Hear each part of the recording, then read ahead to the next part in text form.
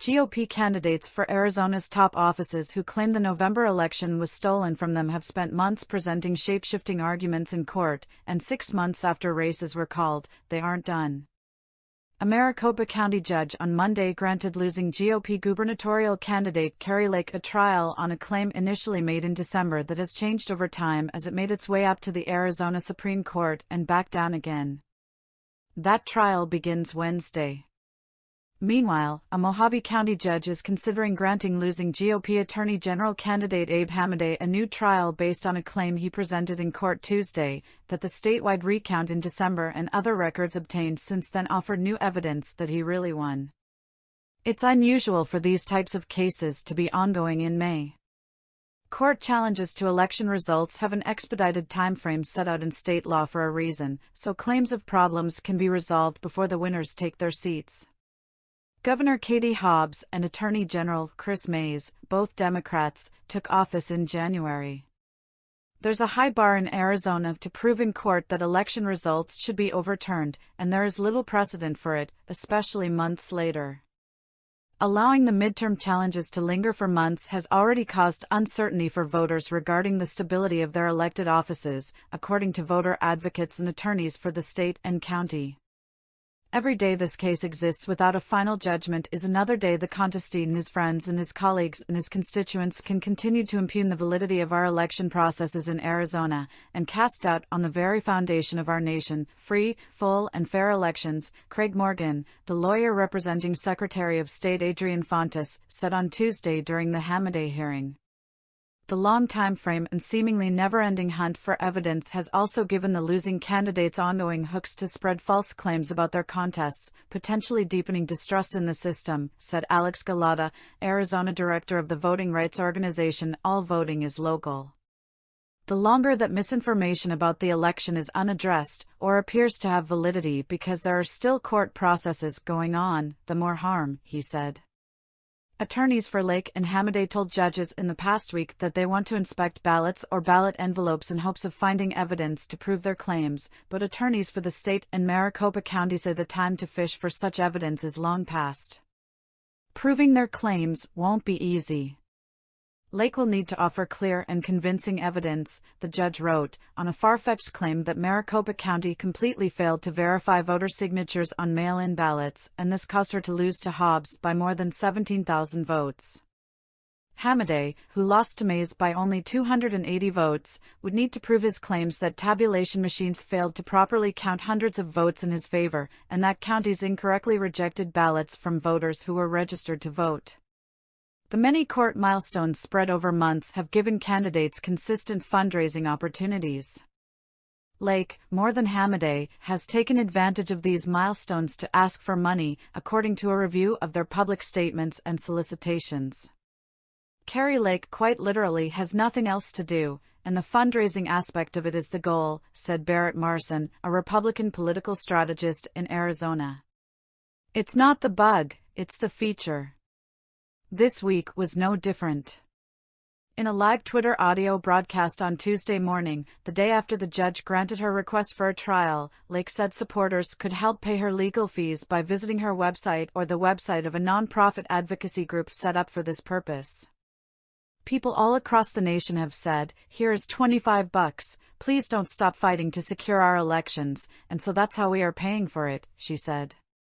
The full amount Lake and Hamadeh have raised this year as litigation has dragged on is not publicly available because candidates do not have to file campaign finance statements at all in the year after their election. Lake raised more than $2.5 million from the day after the election through the end of December, according to an analysis by the Arizona Mirror. The Mirror found that, while she spent $3 million in that time frame, less than 10% of that spending was related to her lawsuit. The amount Lake raised for the nonprofit, Save Arizona Fund, is not required to be disclosed under campaign finance laws. Meanwhile, Arizona taxpayers continue to pay state and county attorneys to defend the election. Maricopa County as of March had used 7 in-house attorneys for the 2022 contests, and had also paid outside counsel more than $100,000. Since taking office in January, Secretary of State Adrian Fontes has paid outside counsel more than $32,000 for continued defense related to the cases. Hobbs, who was Secretary of State until January, used a pro bono team for the 2022 challenges. Maricopa County Recorder Stephen Richer, who oversees early ballot signature verification for the county, said the latest legal dispute in the Lake case is seen by the vast majority of Arizonans as the pathetic last gasps of a sore loser. Lake has been calling her election fraudulent from the time it became clear Hobbs would win, saying that Maricopa County officials intentionally rigged the election against her and often calling them crooks.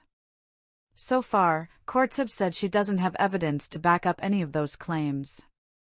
Maricopa County Superior Court Judge Peter Thompson allowed 2 out of her initial 10 claims to proceed to trial, but then dismissed them, citing lack of evidence. That all happened quickly, as state law requires, and was done before the end of December.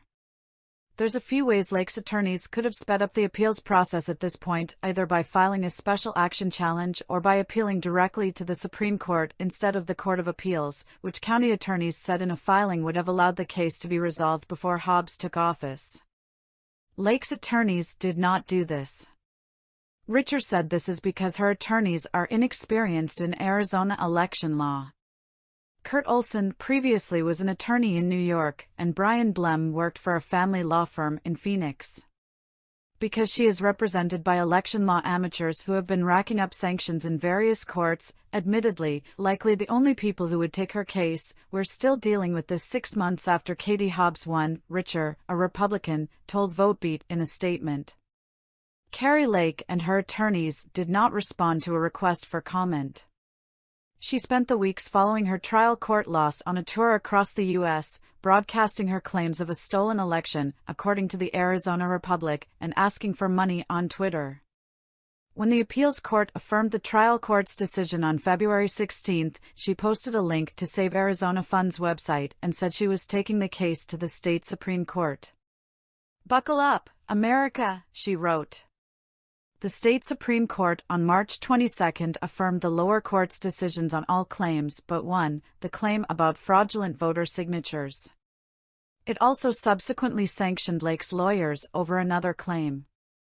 "Help fuel our fight by making a donation at karilake.com," Lake tweeted the next day. Lake's claim about fraudulent voter signatures has evolved over time.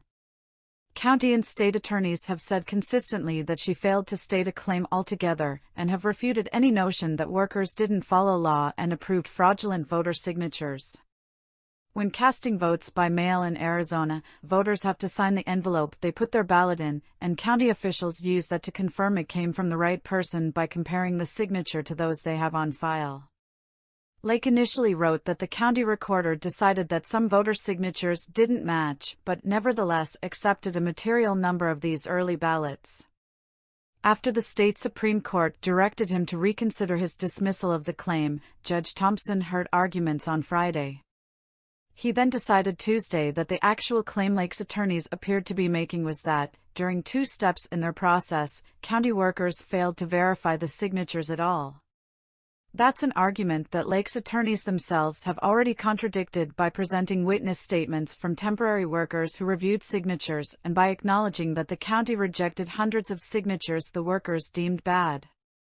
In fact, the county rejected double the amount of bad signatures as it did in prior elections, according to a VoteBeat review of changes Richer has made to the process since 2020. The trial is scheduled to run from Wednesday to Friday. Even if Thompson dismisses this final claim, Lake says it won't end there. She said during Cardone's broadcast on Tuesday morning that we are going to take this to the U.S. Supreme Court. In Hamadea's case, Judge Lee Jansen initially allowed 4 of the candidates' 5 claims to go to trial in December, but then dismissed them all from the bench after only a few hours of arguments.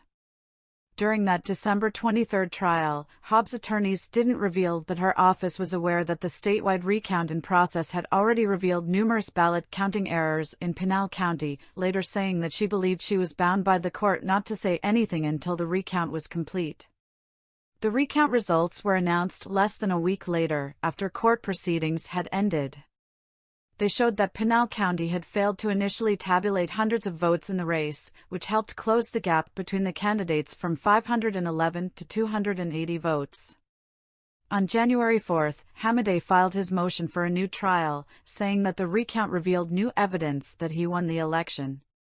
Since then, he told the court, he received responses to public records requests that, he believes, show provisional ballots were incorrectly rejected.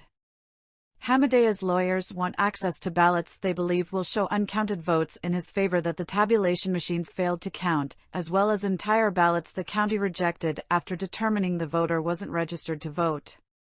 The attorneys emphasized in court Tuesday that they believe Hobbs' attorneys wrongly withheld information from the court during the initial trial, citing a VoteBeat story mentioning that her office knew of Pinal County problems by December 7.